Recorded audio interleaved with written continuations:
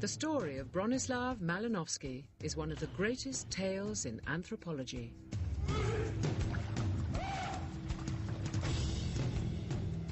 Almost 100 years ago, his short visit to some remote islands of Papua New Guinea turned into a 4-year odyssey. Here, Malinowski started a revolution in anthropology. He left behind the colonial settlements to live cheek by jowl with the natives. His experience would overturn the Victorian notion of the simple savage and transform the way we look at our own society.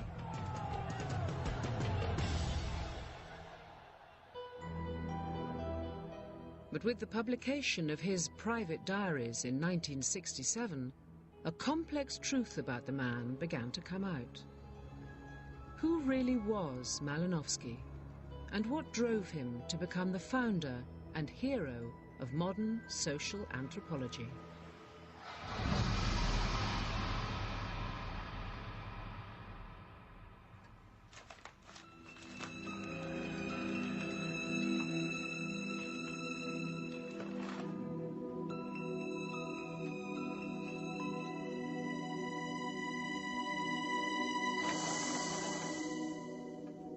In 1942, at Yale University, some battered notebooks were found on top of a cupboard.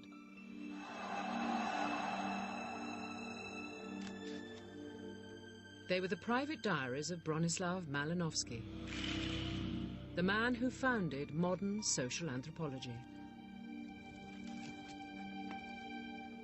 For a further 25 years, these diaries were a closely guarded secret, until 1967, when their publication sent shockwaves through the world of anthropology. His attitude was rather unpleasant and rather superior, and not an ideal model for younger anthropologists. The diaries from this hero was shown to have feet of clay, to be a lustful, indiscreet, arrogant, lying, racist at times. He was all the things that they wished he wasn't. The diaries laid bare the dark side of a revered academic figure. This film reveals a man driven close to the edge of reason in his passionate pursuit not only of a new science, but of his own power and prestige.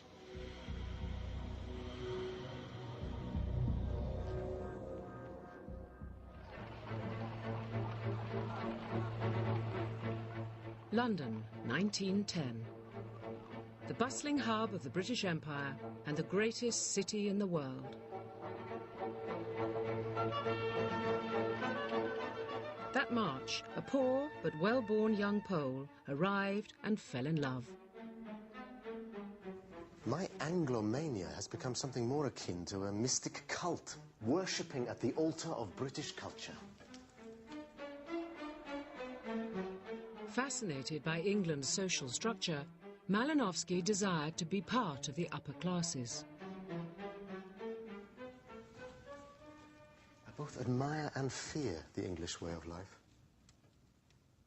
Its elegance and refinement. Indeed, they are the very aristocracy of the nations. A highly superior nation where one is only tolerated if one is amusing. His surviving daughter and great-grandson bear out his desire for acceptance. There's a photograph of him at a dinner party, and he's obviously very pleased that he's with Sir Thingamy and Lord Whatnot and the Duchess of Blah, and who's to blame him? No. Me. You. Okay, well, you're an American. You can't help yourself. Without personal wealth to help him on his way, Malinowski would have to rely on the one thing he did have: brains.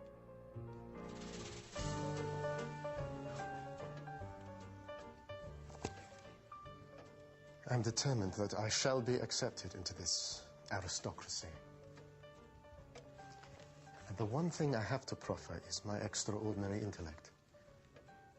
It is this that will make me important. I shall be an eminent scholar. Do you think?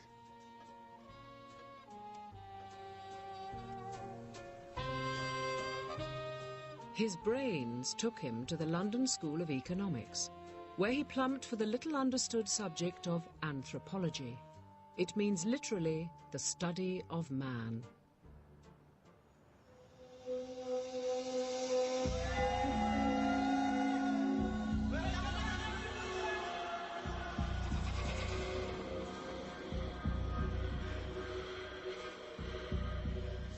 As the British Empire expanded, it encountered a world of mysterious tribes, cannibals, and curious traditions. The Victorians wanted to find a way of classifying these bizarre and exotic cultures. Collecting objects was part of that process of making sense of human variety, and the different objects that people made and used were indicative in many ways of the sorts of societies that they had. To Victorians, the people who made these objects appeared savage.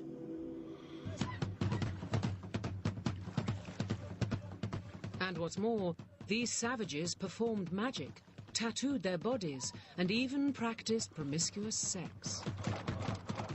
Their lifestyle sent decent Victorian folk into a spin of moral panic and terror.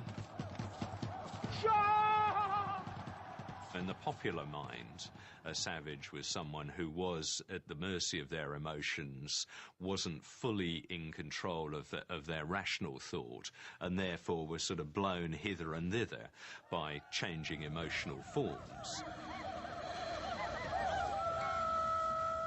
Right at the heart of the notion of savagery were both sex and violence, basically.